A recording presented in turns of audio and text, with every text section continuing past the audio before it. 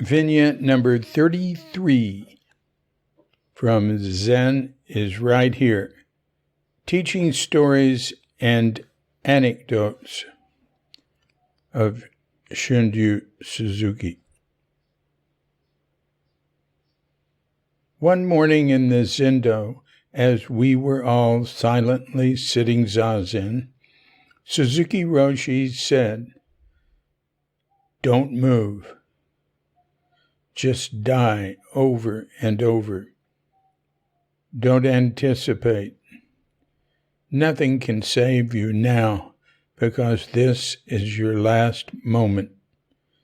Not even enlightenment will help you now because you have no other moments. With no future, be true to yourself. And don't move."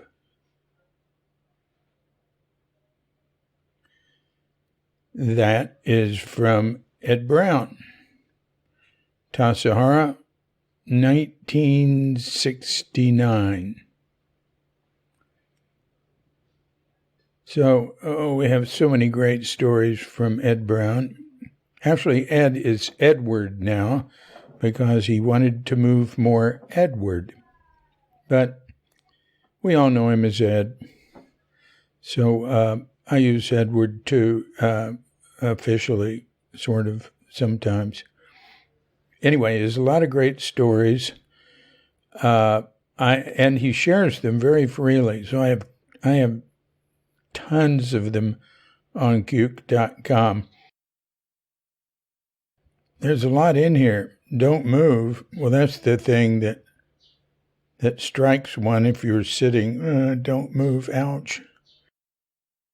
There are some teachers that don't emphasize this. Thich Nhat Hanh was against the the Japanese no pain, no gain approach.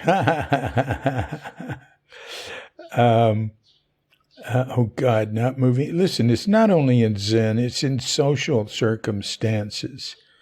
In Japan, you can be in a tea ceremony sitting in seiza on your shins, which for people who didn't grow up that way, including those like me who didn't have that much trouble sitting, lotus, sitting a long time seiza, wow, that can be something. And I've done it because there's so much pressure on you in Japan and with Japanese in America not to move. It's like rude. It's so you'll be in a tea ceremony. The teacher or whoever you're with in seiza will be completely oblivious to the fact that you might be in pain. Now that's in a formal situation. If you're visiting somebody or it's less formal, it's very common for them to say, "Oraku ni," take it easy, relax your position, and then you're free to do that. If you think they're not just being polite, it would still be rude to do it. There was an early session at Zen Center, very early, like, I don't know, 62 or something, where there had been some very long periods, and it was the very last period of the session. It might have just been a day and a half session, but it might have been a week session, week long. And the last session, the last bell rang, and everybody's just so relieved and ready to get up. And then, I guess Mrs. Suzuki and her friends arrive with a gift for the practitioners of tea. So they're expected to sit there without moving now for tea. And of course it was not like casual tea. It was like tea ceremony tea.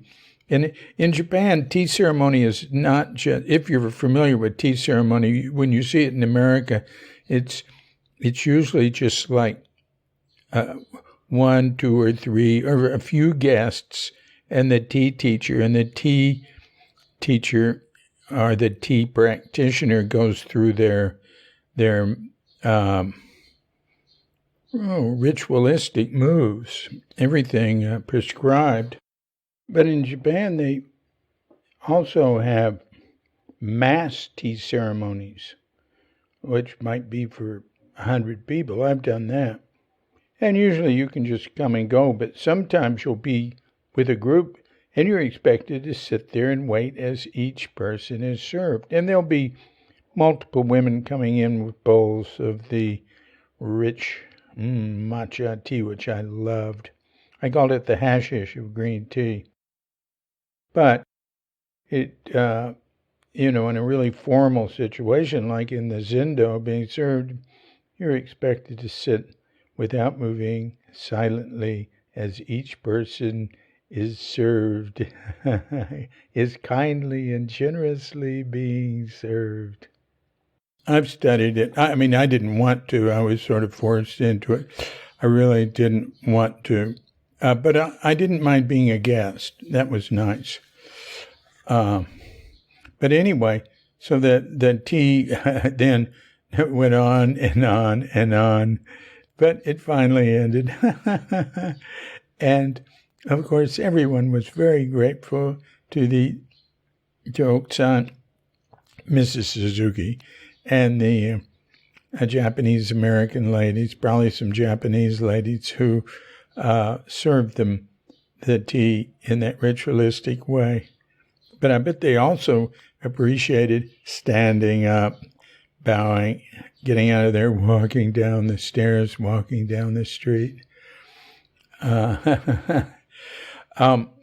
Mrs. Suzuki sat, and she didn't move. Well, she might have moved some. Actually, later on, as she got older, she had to get up in the middle of every period. Mrs. Suzuki's Oksan, right? Mitsu, Mrs. Suzuki Oksan.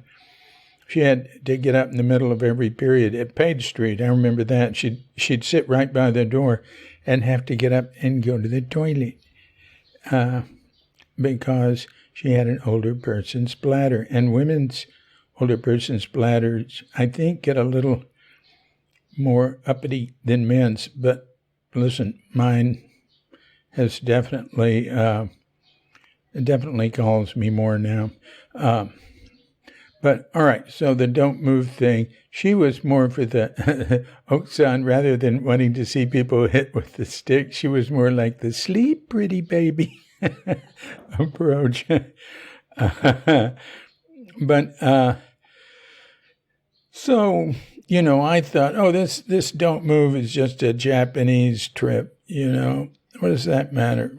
But then the most horrible thing happened.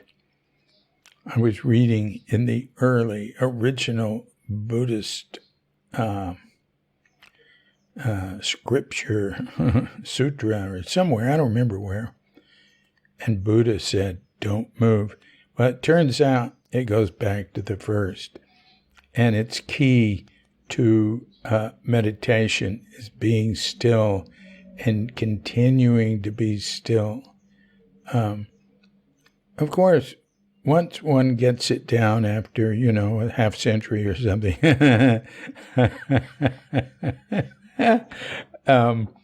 that isn't so important.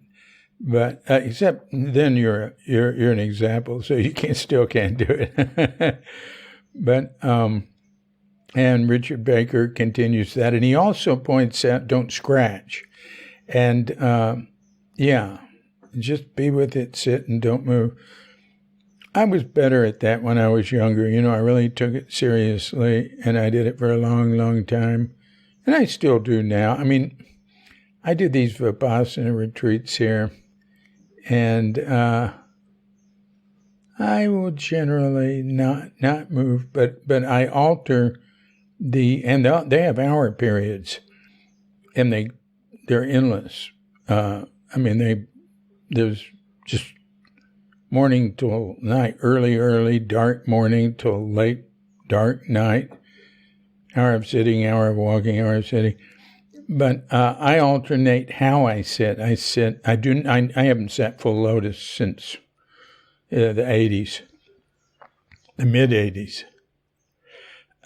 Because I started feeling stuff in my knees, and there were all these people getting knee operations, and I thought, nah.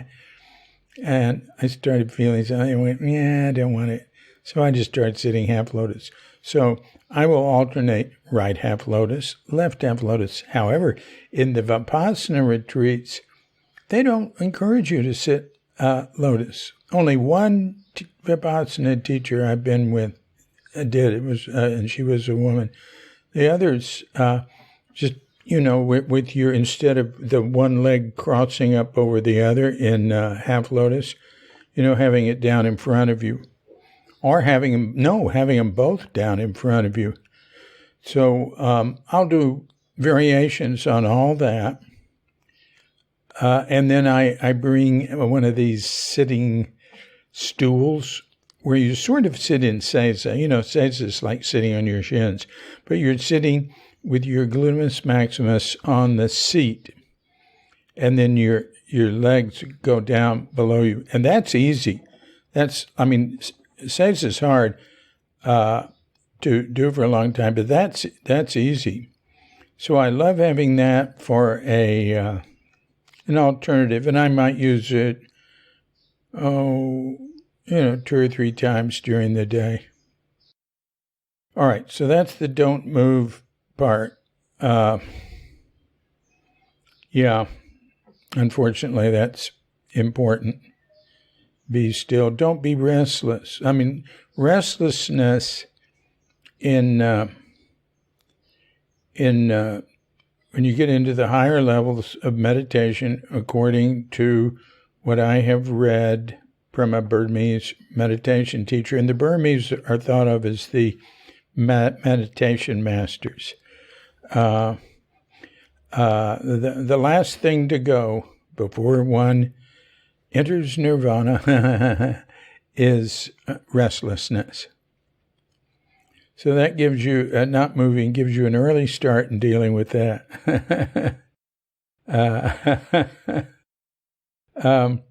But the other thing this brings up is just die over and over.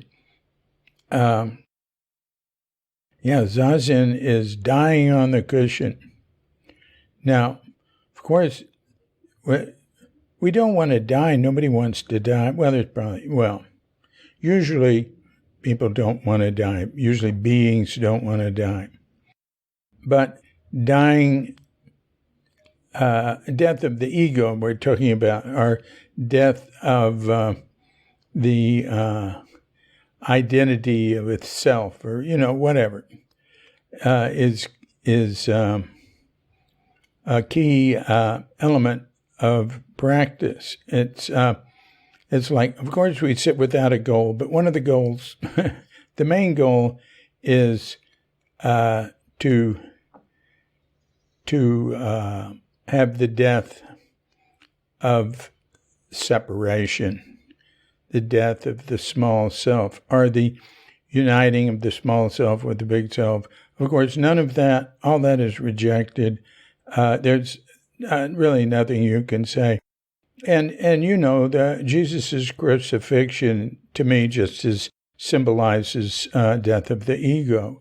And when he came back, that's getting reborn. It's a nice metaphor. But then, we started, not me, but people started worshiping the metaphor. Don't move, just die over and over. Don't anticipate. Nothing can save you now because this is your last moment. Not even enlightenment will help you now because you have no other moments with no future. Be true to yourself and don't move. No other moments. Buddha said in one of those old texts, something like, anything I say like this should be fact-checked, or, it'll be somewhat right or something. But as I remember, we're dying and reborn 80,000 times in the snap of a finger. So it's like we're strobing. And then we see a continuity, which is karma, and we take that to be a permanent self. So the way to wake up from this very convincing delusion, one tool we have that is taught to us by masters coming down for millennia is don't move, just die over and over. This has been a Cuke Audio mini podcast. I'm DC Poobah of Cuke Audio and Cuke Archives, coming to you from sleepy Sanur with Doggett Bandita and Feline Cuchita and my squeaky rattan chair. And in a couple of days, I think, dear lovely Katrinka, wishing you and yours and all of us a grand awakening.